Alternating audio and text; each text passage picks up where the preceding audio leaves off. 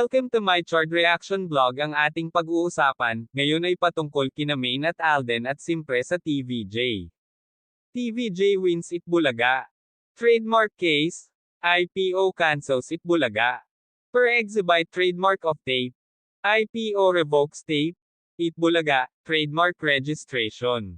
TVJ wins Itbulaga per exhibit trademark case versus Television and Production Exponents, Inc. Kinansela ng Intellectual Property Office o IPO ang trademark registration ng Television and Production Exponents, TAPE, Inc., sa pangalang, Itbulaga. Ang TAPE ang producer ng longest-running noontime show sa bansa. TVJ? Bali-baliktarin man ang mundo, ito ang Itbulaga. TAPE asks to deny TVJ applications for Itbulaga trademark. Base sa desisyon ni Attorney Josephine Alon, Adjudication Officer ng Bureau of Legal Affairs ng IPO, nitong December 4, 2023, hindi napatunayan ng TAPE kung paano nila nabuo ang Itbulaga mark. Samantala, nakapaglabas daw ng testimonya at explanation ang petitioners na sina Tito Sotto, Vic Sotto, at Joey De Leon, kilala rin sa tawag na TVJ, kung paano nila nabuo ang Itbulaga kaya kinatigan sila ng korte. Nakasaad sa bahagi ng desisyon, registrant, for their part, did not refute nor contradict this statement on how petitioners coined the term, Itbulaga, as title for a noontime show in 1979.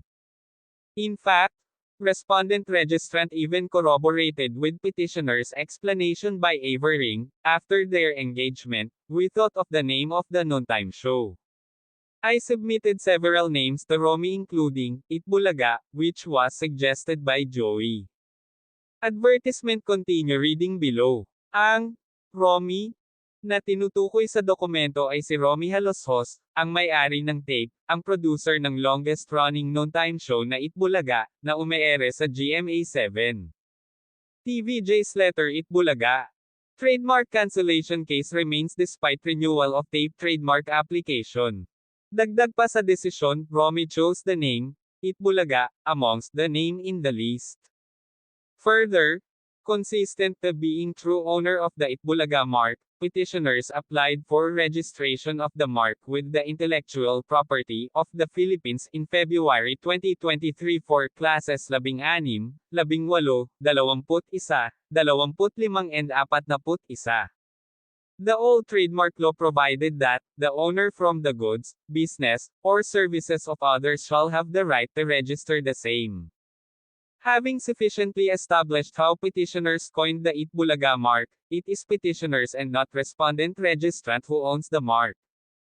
Itbulaga trademark. Tito Sotto, Vic Sotto, Joey De Leon.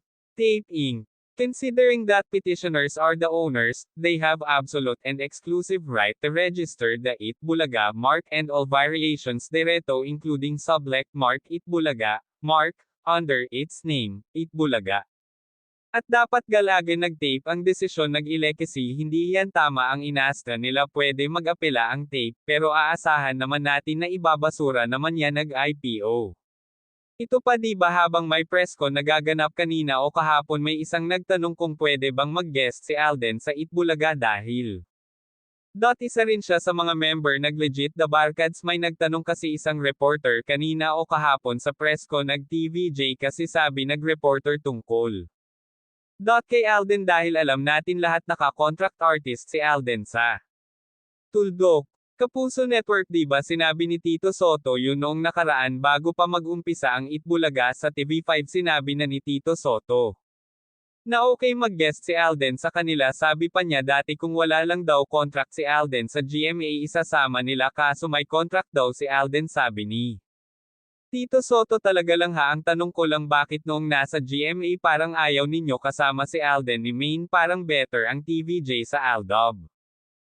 Isa pa kapag tinatanong tungkol kay Alden okay lang pwede daw magpunta o mag-guest pero pakitang tao lang yan kasi nakakahiya naman sa mga reporter o sa mga taong nakakapanood.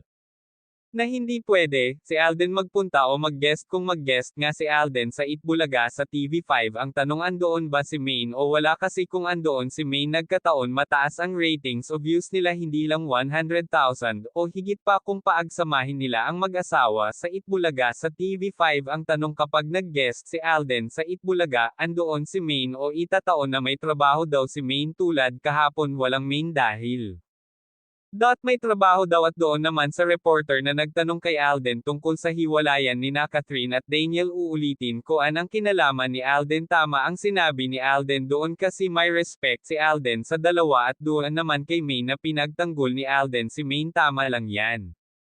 Ang ginawa ni Alden sa reporter na yun at doon naman. Sa tape at kay Paulo Contis naman tigilan ninyo na.